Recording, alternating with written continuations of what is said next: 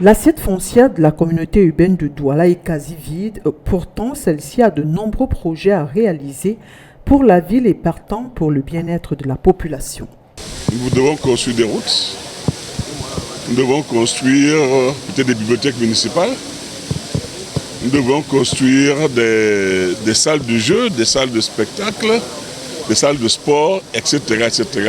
Nous devons construire éventuellement aussi des immeubles d'habitation à loyer modéré pour que les gens aient des logements décents. C'est pour cela que nous voulons avoir des réserves foncières et pouvoir les aménager dans l'intérêt général. Pour cela, la CUD, qui a les moyens de s'octroyer X ou Y espace, dans l'optique de maintenir la cohésion sociale, fait valoir son droit de préemption. Le droit de préemption nous permet précisément d'acquérir ce terrain auprès de privés par une voie de négociation, par une voie contractuelle. On aurait pu utiliser effectivement une expropriation pour cause d'utilité publique, mais à ce moment-là, c'est l'État qui arrache.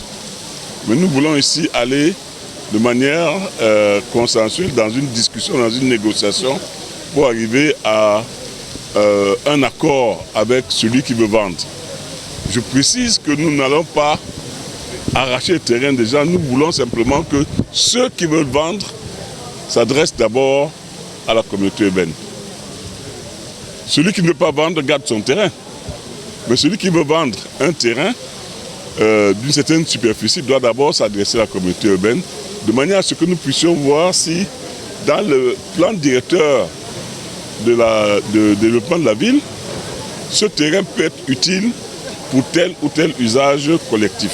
Pour l'heure, la superficie minimale est de 2000 m². Toutefois, la loi n'étant pas figée, celle-ci peut aller en deçà. Toutes les transactions se font par devant notaire. Donc le notaire introduit la demande d'intention d'aliéner. Ce n'est ni le propriétaire ni la communauté urbaine, c'est le notaire qui rédige le projet, la déclaration d'intention d'aliéner, qui la dépose à la communauté urbaine. Donc c'est elle qui met en relation le client avec la communauté urbaine.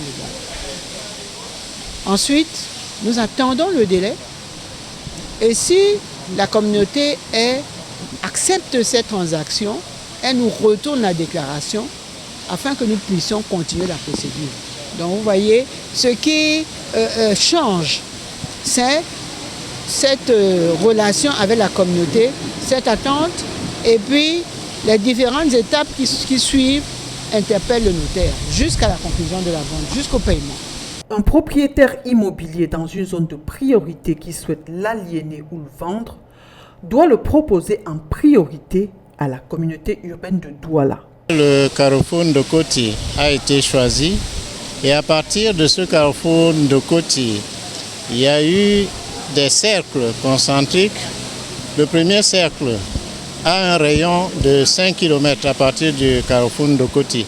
C'est la zone de priorité 1, c'est-à-dire c'est la zone qui concentre la plus grande urbanisation de la ville. Donc la densité de population y est importante.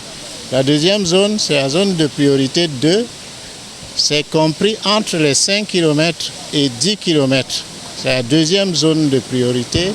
La troisième, c'est entre 10 et 12 km.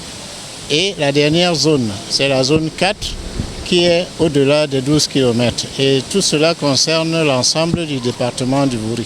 C'est le droit de préemption de cette institution qui a un délai de 2 mois pour se prononcer. Passé cette période, en cas de silence, le propriétaire peut le vendre à un tiers.